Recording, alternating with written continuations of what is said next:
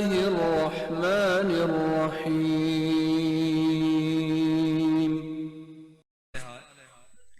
اسی اب میں چند جملے بی بی کی شخصیت سے متعلق عرض کروں گا. جس بی بی نے بندھے ہوئے ہاتھوں کے ساتھ سر برہنہ یزید ابن معاویہ ابن ابو سفیان کے سامنے علی ابن ابی طالب کی عظمت کو بیان کیا، کیا پیغام دیا؟ ثانی زہرا. اگر معصومین علیہ السلام کی عظمت و فضیلت و ولایت اگر ثانی زہرا کے کربلا جائے بغیر بچ سکتی تو میں اللہ کی قسم کھا کے کہتا ہوں حسین کبھی اپنی بہن زینب کو ہمراہ نہ لے کے جاتے. دین کی بقا اور نظام ولایت کی بقا منحصر تھی ثانی زہرا میں. کس طرح سے بچایا، کس طرح سے ولایت کا دفاع کیا. میں کل بھی بی بی کی شخصیت کو بیان کروں گا، پرسوں بھی بی بی کی شخصیت کو بیان کروں گا. آج صرف ایک جملہ عرض کروں، آپ کی زحمتوں کو تمام کروں. تاریخ انسانی کا مشکل ترین سفر طے کیا، 19 دن مسلسل. کیسے طے کیا؟ بے پالان شتر کی پشت پر. اگر کسی نے سمجھنا ہو کہ بے پالان شتر کی پشت کا سفر کیسے ہوتا ہے تو پھر وہ صحابی رسول ابو ذر غفاری کے سفر کو دیکھ لے. جب 3 دن ان کو بے پالان شتر کی پشت پر بٹھا کر ربضہ میں اتارا گیا، مرد تھے، سخت جان تھے، مرد صحرا تھے، اس کے باوجود ان کی رانوں کا گوشت گل چکا تھا. 19 دن مسلسل محمد مصطفیٰ کی بیٹیاں، علی اور بطول کی بیٹیاں برابر بے پالان شتر کی پشت پر سفر کیا. اور 19 دنوں کے بعد جب شام پہنچی ہیں تو ایسا نہیں کہ اب بازاروں میں لے جائیں، اب درباروں میں لے جائیں، نہ، مسلسل 3 دن 3 راتیں شام شہر کے دروازے پر بٹھایا گیا.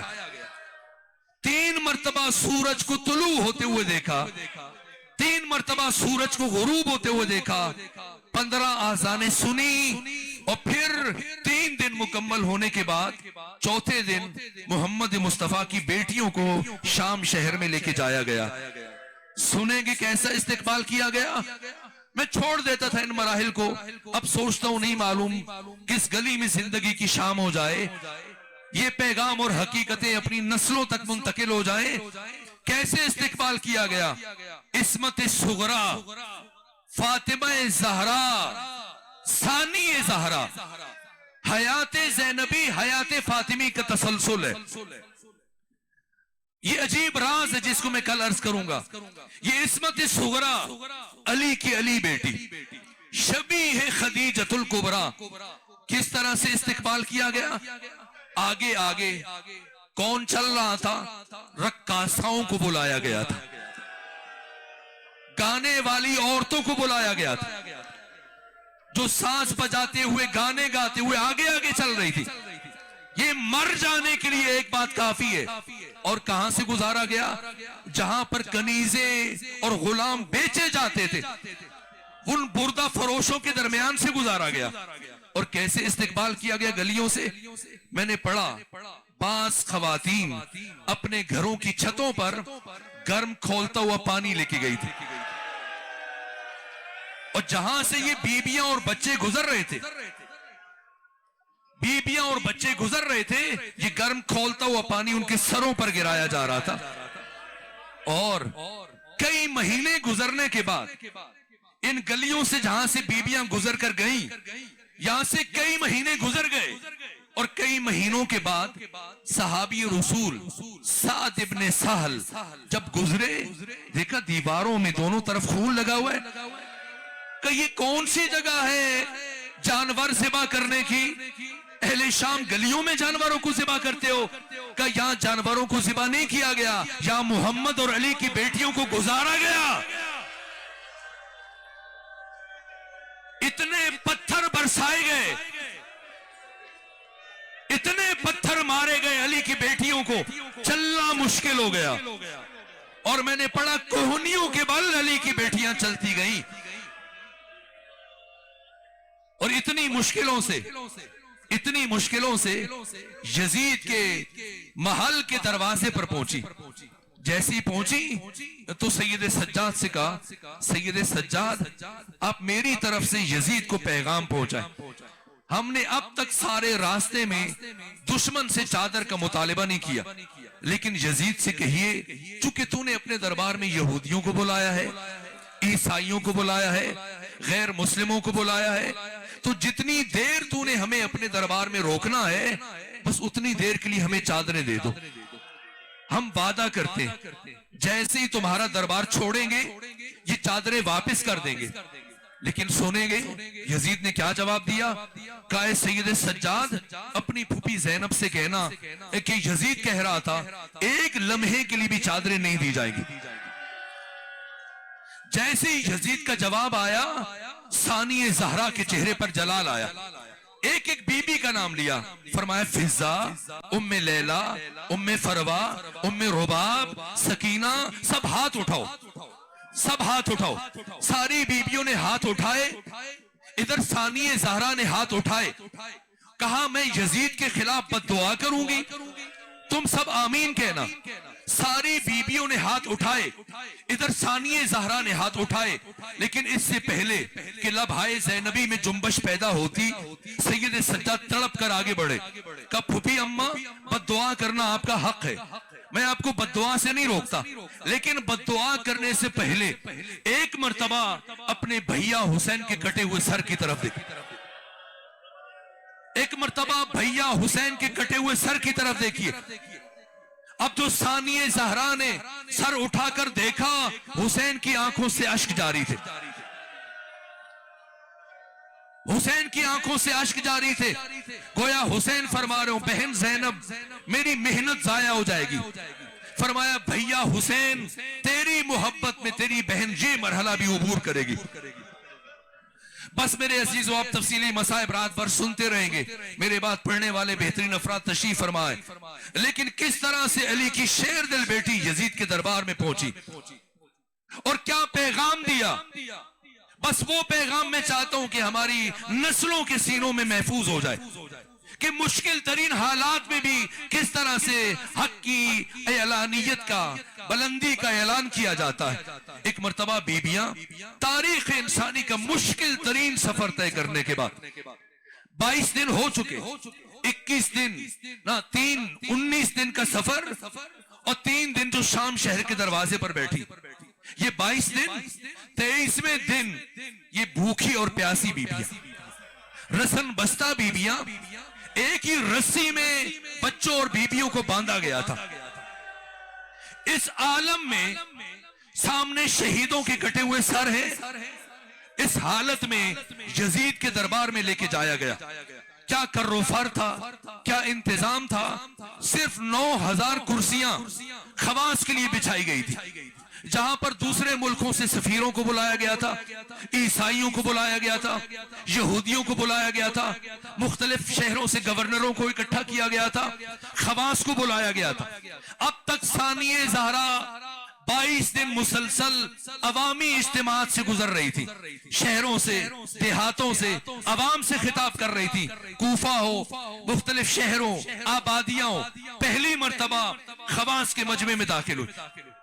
اور یزید نے اپنے لیے جو تخت مہیا کر رکھا تھا اور جس طرح سونے کا تاج پہنا ہوا تھا اور سونے کے جام میں شراب پی رہا تھا, اور اس طرح سے ظاہری کر و فر کہ باقی افراد کے ساتھ اس کے سپاہیوں کے علاوہ یہ 9000 مہمان جن پر روب طاری کرنے کے لیے یزید اپنی فتح کا جشن منا رہا تھا کہ میں اپنے مخالفین کو اس طرح سے سرکوب کرتا ہوں اور اس طرح سے نابود کرتا ہوں.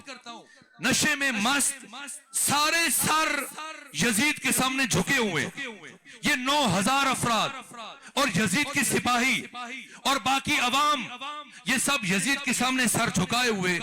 ہر زبان سے خلیفۃ المسلمین کی آواز بلند ہو رہی ہے, ہر زبان سے یزید کے لیے امیر المومنین کے الفاظ بلند ہو رہے ہیں. سننا ایسے عالم میں علی کی شیر دل بیٹی یزید کے دربار میں داخل ہوئی. اور جب بیبیوں کو لایا گیا، یزید جس سوچ رہا تھا کہ میرا ظاہری کر و فر، یہ جاؤ حشم، یہ جاؤ جلال، یہ سارا کچھ دیکھنے کے بعد، یہ زرق برق، یہ سامان دیکھنے کے بعد، اتنے دنوں کے بھوکے اور پیاسے بچے اور بیبیاں آ کر میرے سامنے معافیاں مانگیں گے، میرے قدموں میں گر جائیں گے، مجھ سے رحم کی اپیل کریں گے، لیکن اللہ رے جلال زینب بنت علی، کس شان سے علی کی شیر دل بیٹی اس مجمع کو چیرتی ہوئی آگے بڑھتی چلی گئی، یہاں تک کہ یزید کے تخت کے داہنی طرف ثانیہ زہرا کھڑی ہوئی، باقی بیبیوں نے جلدی سے ثانیہ زہرا کی گرد حالہ بنایا۔ اب یزید شراب پی رہا ہے، مبارکباد وصول کر رہا ہے، اسی شراب کے نشے میں مست ہے، اقتدار کے نشے میں مست ہے، حکومت کے نشے میں مست ہے، فتح کے نشے میں مست ہے۔ اس مستی کے عالم میں ایک مرتبہ یزید نے سر اٹھایا، اور سر اٹھانے کے بعد کہا میں نے سنا ہے ان اسیروں میں علی کی بڑی بیٹی زینب بھی آئی ہے، میں نے سنا ہے ان اسیروں میں علی کی بڑی بیٹی زینب بھی آئی ہے۔ ایک مشیر نے اشارہ کیا، جسے جناب فضہ نے کہا ہاتھ نیچے کرو، خدا کرے تمہارا ہاتھ کٹ جائے۔ اس مشیر نے بی بی کی طرف اشارہ کیا اور کہا اے یزید، اے امیر المومنین، یہ خاتون کھلے بالوں والی جس کے ہاتھ پسے گردن بندھے ہوئے اور جو باقی بیبیوں کے درمیان کھڑی ہے، یہی علی کی بڑی بیٹی زینب ہے۔ جیسی تعارف ہوا، اب یزید نے اپنا کفر بکنا شروع کیا اور کہا وہ باتیں جو اب تک منبر سے یزید نے نہیں کی تھی، اب اس نشے میں مست اپنے باطن کو عیاں کرنے لگا، بنو امیہ کے عقیدے کو بتانے لگا۔ وہ بنو امیہ جن کو آپ رضی اللہ کے پانی سے دھونے کی کوشش کر رہے ہیں، آئے پڑھے کردار بنو امیہ کیا ہے۔ ایک مرتبہ ایسا نہیں کسی نے آسمان سے اٹھا کے یزید کو بٹھا دیا ہو، آخر کیا وجہ ہے جس مسند پر صرف 50 سال پہلے خود پیغمبر بیٹھتے تھے، اسی منصب پر اور اسی مسند پر آ کر یزید جیسے نجس ترین وجود کو بٹھایا گیا۔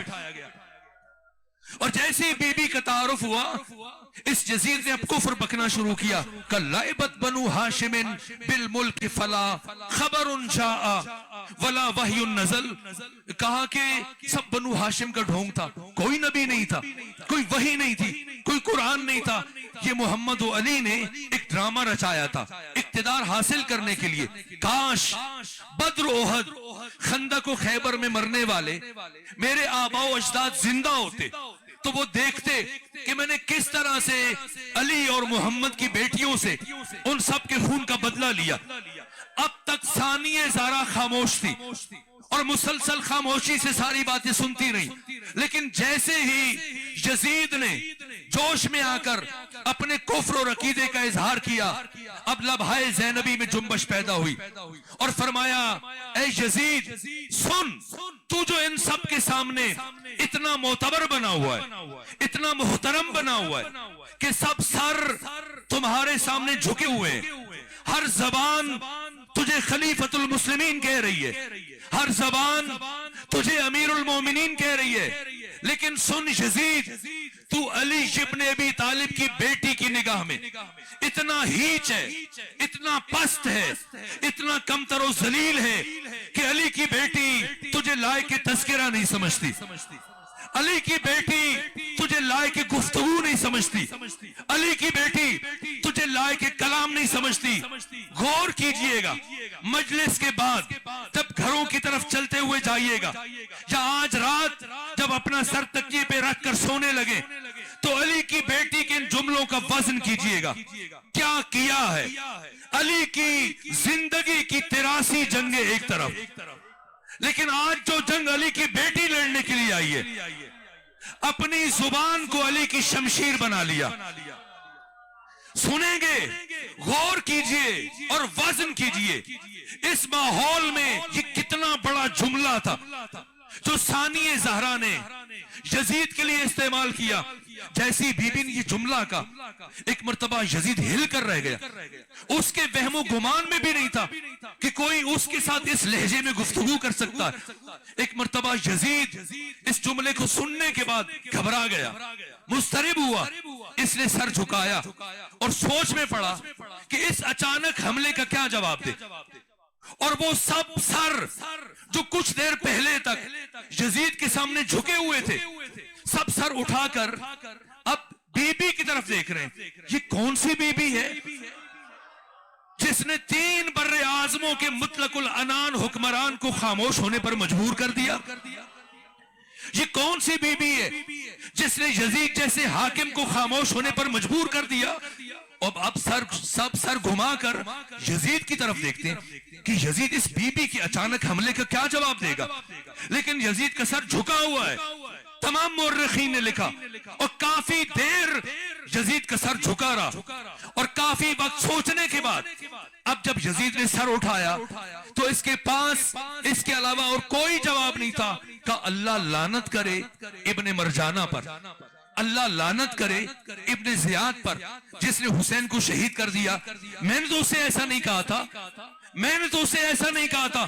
جیسی ثانی زہرا نے دیکھا کہ میرا وار اتنا کارگر ثابت ہوا اور میرا حملہ اتنا کاری ثابت ہوا کہ میرا دشمن, میرے بابا کی ولایت کا دشمن, میرے بھائی حسین کا قاتل اب اپنی آستین کو صاف کرنے کی کوشش کر رہا ہے, اپنے دامن میرے بھائی حسین کے قتل سے بچانے کی کوشش کر رہا ہے. اب ثانی زہرا ایک قدم اور آگے بڑھی اور اس تاریخی خطبے کا آغاز کیا جو لہجہ علی کا تھا, وہی لہجہ ثانی زہرا کا تھا. جو انداز اور الفاظ نہج البلاغہ میں, وہی الفاظ ثانی زہرا کے خطبے میں. خطبہ دیتے ہوئے ایک مرتبہ ایسا ماحول بنا کہ وہ آہیں سسکیوں میں بدل گئیں اور یزید کے دربار میں گریہ ہونا شروع ہوا اور بی بی بیان کرتی چلی گئی, یہاں تک کہ ثانی زہرا نے ان جملوں پر اپنے تاریخی خطبے کا اختتام کیا. یہ پیغام ثانی زہرا کا جو آج سے 1400 سال پہلے اپنے زمانے کی یزید کے سامنے تھا, آج ہم اس عصر کے یزیدوں کو وہی پیغام پہنچا رہے. کیا فرمایا؟ ایک مرتبہ خطبہ دیتے ہوئے اس مرحلے پر پہنچی اور اختتام کرتے ہوئے فرمایا, اے یزید کد قیدک وس اسائیک ونصب جہدک واللہ لا تمہو ذکرنا ولا تمیتو وحینا. اے یزید تو جتنی چالیں چل سکتا ہے چل لے, تو جتنی کوششیں کر سکتا ہے کر لے, تو جتنی سازشیں کر سکتا ہے کر لے, تو جتنے حربے استعمال کر سکتا ہے کر لے. آج تیرے دربار میں علی کی بیٹی اللہ کی قسم کھا کے یہ اعلان کر کے جا رہی ہے تو کبھی ہمارا ذکر خاموش نہ کر سکے گا, تو کبھی میرے نانا کی وحی کو موت کی آغوش میں نہ سلا سکے گا. اے سلام کرے اس بی بی کو جس نے اپنی رضا قربان کی اور 1,24,000 نبیوں کی محنتوں کو بچا لیا, جس نے اپنے نانا محمد مصطفیٰ کی محنتوں کو بچایا, جس نے اپنے بھائی حسین کی محنتوں کو بچایا. بس آخری جملہ پڑھ رہا ہوں تاکہ گریے پر اختتام ہو جائے. شام کو فتح کرنے کے بعد علی کی شیر دل بیٹی شام سے روانہ ہو رہی ہے, کربلا جانے لگی ہے تاکہ پہلے بھائی کو بتاؤں کہ آپ سے وعدہ کیا تھا جو شب عاشور آج نبھا کے آئی ہوں, پھر چل کے نانا کو بتانے کے لیے. لیکن میں دست ادب جوڑ کر بی بی کی بارگاہ میں پوچھوں گا, سوال کروں گا, بی بی آپ نے تو پلٹ کر پھر شام آنا ہے, آپ تو سفروں کی تھکی ہوئی ہیں, اگر آپ نے شام ہی میں رہنا ہے تو سب کو بھیج دے سید سجاد کے ساتھ, آپ کیوں جا رہی ہیں اتنی مشکل کے سفر جو طے کیے؟ تو بی بی کا جواب ہوگا, پہلے بھائی کو جا کے بتاؤں گی پھر نانا کو بتاؤں گی. تو بی بی اگر آپ جا رہی ہیں کربلا اور مدینہ تو وہی رک جائیے, پھر شام دوبارہ کیوں واپس آئیں؟ تو بی بی فرمائے گی شام واپس آنا زینب کی مجبوری ہے. اس لیے کہ وقت آخر رخصت آخر کے موقع پر بھیا حسین اپنی ایک ننھی سی امانت میرے سپرد کر گئے تھے اور مجھ سے کہا تھا زینب میری سکینہ کا بہت خیال رکھنا. اور اب سکینہ شام میں تنہا ہے، اس لیے جب بی بی شام کو چھوڑ رہی تھی تو شام کی خواتین کو جمع کر کے جو آخری وصیت فرمائی، کہا اے شام کی عورتوں، جب کبھی تمہیں اپنے بچوں کے پیار سے فرصت مل جائے تو آ کر کبھی کبھی میری سکینہ کی قبر پر ایک دیا جلا دینا، اس لیے کہ میری سکینہ کو تنہائی سے بڑی وحشت محسوس ہوتی ہے. اور اب بی بی کربلا پہنچی ہے، پہلے اپنے بھائی کو بتایا کہ آپ کا وعدہ بچا لیا، پھر اپنے نانا کو بتانے کے لیے بس آخری جملہ جب بی بی مدینہ پہنچی ہے گھر کی طرف نہیں گئی، سیدھی مسجد نبوی کی طرف چل پڑی اور مسجد نبوی میں داخل ہو کے فرمایا سب لوگ مسجد سے باہر چلے جاؤ، مجھے تنہائی میں اپنے نانا سے کچھ باتیں کرنی ہے. جب سب لوگ چلے گئے بی بی اس حجرے تک پہنچی جہاں قبر رسول تھی اور حجرے کے دروازے کو بند کیا اور پھر آ کر ایک قمیض جو خون آلود تھی اسے قبر رسول پر پھیلایا اور کہا نانا جان یہ آپ کے بیٹے حسین کا لباس ہے، آپ کی امت نے آپ کے بیٹے کو 3 دن کا بھوکا اور پیاسا شہید کیا. اب اس کے بعد ثانیہ زہرا کچھ بات اپنے نانا کو بتانا چاہ رہی ہیں لیکن بولا نہیں جا رہا. جو بی بی کوفہ اور شام کے بازاروں اور درباروں میں علی کے لہجے میں خطبے دے رہی تھی اب گھچکی بن گئی ہے، اب آواز گلے میں رند گئی ہے، علی کی بیٹی سے بولا نہیں جا رہا. کچھ دیر گریہ کرنے کے بعد آہستہ آہستہ بی بی نے قوت جمع کی اور اب اپنے نانا سے کچھ بات کرنا شروع کی. بولا نہیں جا رہا. ثانیہ زہرا نے اپنے بازوؤں سے آستینوں کو الٹنا شروع کیا اور اس کے بعد کہا نانا جان یہ نشان دیکھ رہے ہیں، یہ رسیوں کے نشان ہیں. آپ کی بیٹی کو کربلا سے کوفہ اور کوفہ سے شام تک رسیوں میں باندھ کے لایا گیا اور نانا جان اگر میرے بس میں ہوتا میں دکھا سکتی تو اپنی پشت دکھاتی جو تازیانوں سے سیاہ ہو چکی ہے. بس ایک جملہ اور، بابا کی نانا کی قبر سے رخصت ہوئی اور ثانیہ زہرا اب اپنی ماں فاطمہ زہرا کی قبر پر آئی، لیکن وہ اپنی ماں کی قبر پر نہیں گئی، ایک کونے میں بیٹھ گئی اور باقی ساری بیویاں اور بچے قبر فاطمہ کی طرف چل پڑے. وہ کوہرام برپا ہوا مدینے میں جو اس سے پہلے کبھی برپا نہیں ہوا. گریے کی آواز مدینے کے ہر گھر میں سنی جا رہی تھی. ساری بیویاں اور بچے قبر فاطمہ زہرا پر جمع تھے لیکن ثانیہ زہرا دور اکیلے بیٹھی ہوتی. یہاں تک کہ ساری بیویاں جب سیدہ زہرا کو پرسہ دے کر ایک ایک کر کے قبر فاطمہ سے الگ ہوئی اور قبر فاطمہ پر خلوت ہوئی تو اب علی کی شیر دل بیٹی ثانیہ زہرا آہستہ آہستہ چلتے ہوئے اپنی ماں کی قبر پر آئیں اور آنے کے بعد جو پہلی بات کہی اور جو اپنا نوحہ خود پڑھا کہا اے ماں آپ بھی دربار گئی تھی، آپ کی بیٹی بھی دربار گئی تھی، لیکن اے ماں فاطمہ زہرا جب آپ دربار گئی تھی آپ کے سر کے اوپر چادر موجود تھی. اے ماں مجھے ننگے سر یزید جیسے شرابی کے ساتھ بات کرنا پڑی. اے ماں میں اس لمحے کو کبھی نہیں بھلا سکتی کہ جب یزید تخت پر بیٹھا ہوا تھا، تخت کی نچلی سیڑھی پر آپ کے بیٹے حسین کا سر تھا اور یزید شراب پی رہا تھا اور بچا ہوا شراب آپ کے بیٹے کے سر پر ڈھیل رہا تھا اور یزید کے ہاتھ میں خیزران کی چھڑی تھی اور بار بار آپ کے بیٹوں کے بیٹے کے دانتوں پر مار رہا تھا. انا للہ وَإِنَّا إِلَيْهِ رَاجِعُونَ. أَلَا لَعْنَةُ اللَّهِ عَلَى الْقَوْمِ الظَّالِمِينَ وَسَيَعْلَمُ الَّذِينَ ظَلَمُوا أَيَّ مُنْقَلِبٍ يَنْقَلِبُونَ.